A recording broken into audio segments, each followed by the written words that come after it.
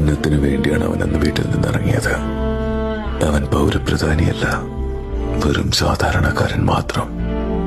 പിടിപാടുകളോ അധികാരങ്ങളോ ഇല്ലാത്തവനായതുകൊണ്ട് അവന്റെ രക്ഷയ്ക്ക് അവിടേക്ക് ആരും എത്തില്ല.